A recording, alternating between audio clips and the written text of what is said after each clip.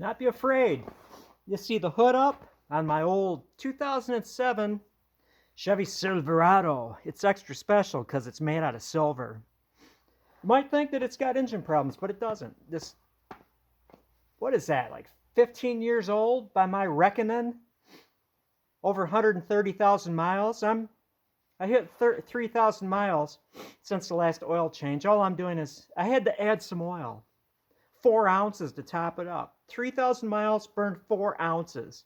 I'm pretty amazed how a machine can go loping down the road with its V8 and 4-speed transmission. Extremely simple, no fancy crap on it. It's always a V8. It doesn't cut down to 4, if it's not being loaded. Doesn't have 10-speed with multiple overdrives and flux capacitors. V8 and a 4-speed.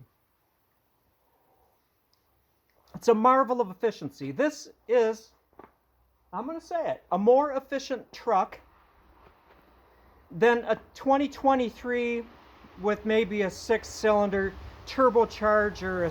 I think they put in full-size trucks now 4 cylinders. Got to squeeze that extra gas mileage out of it, which the MPG is greater in those. I'm not saying that. I'm saying this is more energy efficient. Now think about that.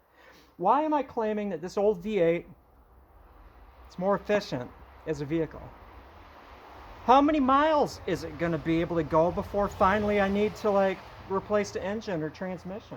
If it doesn't rot out first, it is a Chevy. Maybe 300,000 miles. Keeping up with maintenance. It's got maybe 500 miles on the new transmission fluid, which is not a sealed transmission. Keep in mind that modern manufacturers consider transmission is sealed. That fluid is good for the lifetime of the vehicle. Well, what does that mean? It means that they don't consider the lifetime to be beyond the warranty, and then you get a new one. Starting to get where I'm coming from? An old simple thing like this that might get 4 miles, 5 miles to the gallon per mile. The MPG is maybe 4 or 5 miles less than the new one. Up front, it's less efficient, but I don't need to replace it in 3 years. I don't need to. It's 15 years now, and it's less than half of its lifespan. If I take care of it and rinse off the salt from these Michigan winters, it might last 30 years. Now you see my point. The efficiency isn't just the miles per gallon, it's how long the damn vehicle lasts before you have to replace it, before they have to pump all that energy into making new body panels, making new computers, which this one's got a computer or two in it, but it's not like a freaking cyborg like a modern truck. Plus, it doesn't have that capacity to be stopped by somebody else remotely. Nobody is monitoring this truck. Nobody can shut it off remotely. It doesn't even have a key fob. It's got what we old-timers call a key. So, exactly which vehicle is more efficient in the long run? Everyone thinks of right now, immediate.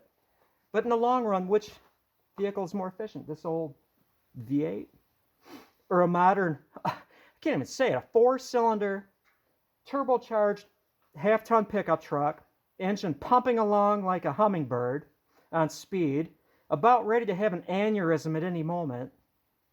I'm going to finish my coffee.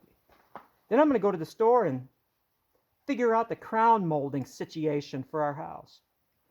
Maybe buy a hammer drill. I don't have a hammer drill. This house has it's made out of hard stuff. It's like the house version of this truck. One of my most unpleasant jobs in the world is hanging drapes. My wife tells me to hang drapes. I hang them.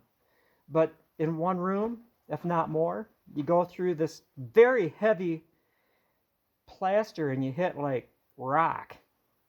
So I need to figure out a hammer drill. I'm not going to be a tool snob. I'm going to get the cheapest one possible because I don't use a hammer drill. Nor do I want to be a hammer driller. Spend your money on table saws, compound miter saws, and routers, and chainsaws, and fun stuff like that. A hammer drill is just a tool. It's not a friend.